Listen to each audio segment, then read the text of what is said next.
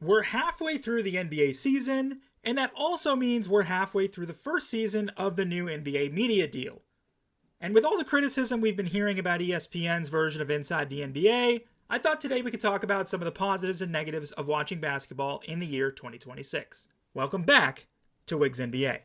Please be sure to subscribe if you're enjoying this type of content, and let me know in the comments below if you agree or disagree with me. I'm always happy to talk hoops with all of you.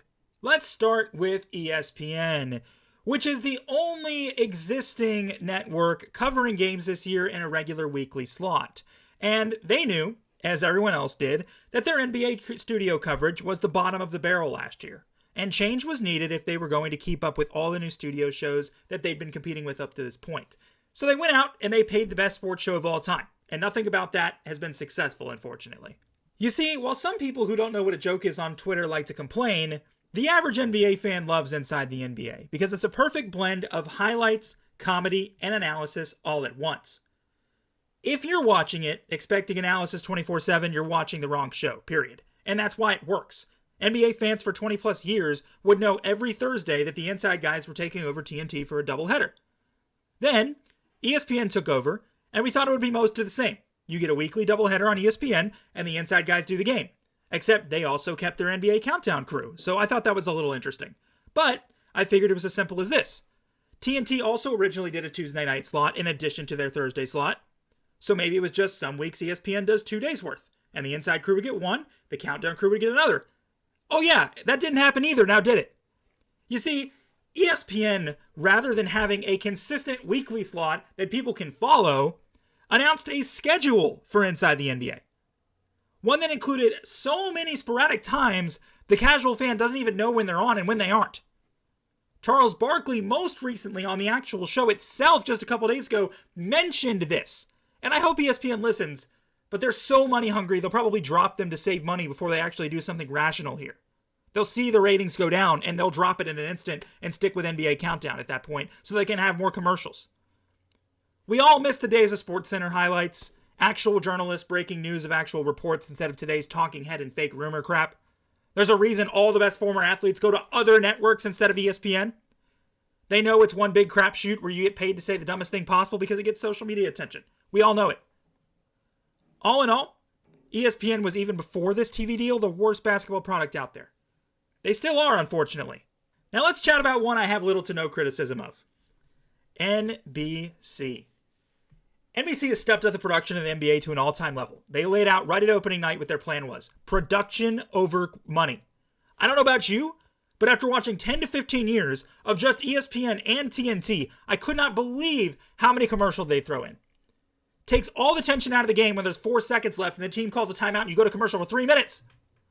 I noticed immediately on opening night that NBC didn't have a single commercial break from 4 minutes in the fourth quarter to the end of the first overtime. Their goal is simple. Honor the game, focus on the game, and if you do that right, people are going to watch regardless of who is playing. And I'll be the first to say, I've watched every single Tuesday of NBC basketball, and I love every bit of it. They also not only show the lineup intros, which is a long-time fan request, but also for the away team, they do the same intro system they do on Sunday Night Football, and it works incredibly well. Also, big shout out to Mike Tirico. He's been one of the best play-by-play guys in the business, and I'm glad the NBA got him back. I think a lot of people forget he used to work for ESPN and was their second guy behind Mike Breen. He most notably called Kobe's last game, and he's been focusing on football right now leading up to the Super Bowl, but he'll be their main guy throughout the playoffs, and it's going to be electric. Also, an additional detail, I do count them as the same, but the Peacock Monday games where they put the analysts on the benches of each team is a very good change. Gives a lot of insight that they wouldn't get otherwise from coaches and conversations and timeouts, and I really enjoy that as an idea. Especially in the way the league media was for so many years, was the exact same for so long. Love the innovative ideas. The one level of criticism I do have for NBC is the whole Michael Jordan thing. I think everybody got their expectations too high, thinking Jordan was going to be in and out long term on the NBA crew. The one interview we got was pretty cool. I thought there was some good info in there. I hope there was more, but I'm not upset that there isn't because I expected that to be the case. I just knew that it was going to be it when I saw it the first time because they called him special contributor. They did not call him an analyst. So it is what it is. I still think, there's a chance for more Michael Jordan interviews next year if it's something that they're up to doing. If they want more info on that regard, we'll see. I'd probably rank NBC number 1 overall for NBA games this year. And I hope eventually they'll be given the reins to do the finals once the league hopefully cuts out ESPN, seeing how much better these services are doing. I think it's the right call overall. If you want quality and you want to grow your game the right way, even though ESPN is such a household name, there are other networks that would do better just based off what we can see. And what I'm really hoping is that these networks push ESPN to be better. That's what I'm hoping for at the end of the day. And lastly, Amazon.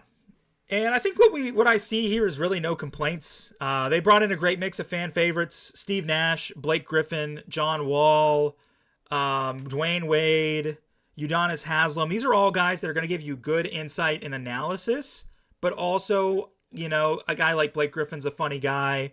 Steve Nash is one of the smartest players ever. Dwayne Wade, obviously Hall of Famer. He's been working as an analyst for quite some time. John Wall, again, a really high basketball IQ guy. He is one of the best analysts they could have gotten. So they're really focusing on hard basketball analysis. But I've noticed they've also done some fun things in the past. I know they did that paper football thing, and there's that clip that went viral. I don't have to tell you why. I think you guys know. That was pretty funny. So they also have some good chemistry amongst themselves, and they have a good mix, but I think they're mostly focused on like hard analysis. I will say the only thing that I don't like that they do is the Prime View, or whatever it's called. That needs some work. I don't think anybody's watching that. Cool idea. It works a lot better for football. But they definitely need to change that up. And one thing that I hope they do, because they do this for football, and I think the reason they're not doing it is because these games aren't high stakes just yet. But can we put the games on Twitch, please?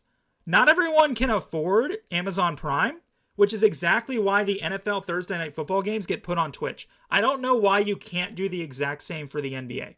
Hopefully, maybe in the playoffs, they'll do that. But I would really like it if they put the games on Twitch. That would be much better, make them more accessible. But unfortunately, I feel like it's a money thing, and it's like, oh, well, if we put a playoff game on Prime, people are going to download and pay for Prime for it. And I really hope that's not the case, because if they're dedicated to getting NFL games on Twitch for free, they should be able to do the same thing with NBA. So I hope they do that eventually. Let me know in the comments what you think. Who's been the best at delivering quality to the NBA product this year? Who's been the worst? Please be sure to subscribe. I'd love to chat with you guys further on this subject. And again, thank you so much for watching. I'll see you for another one soon.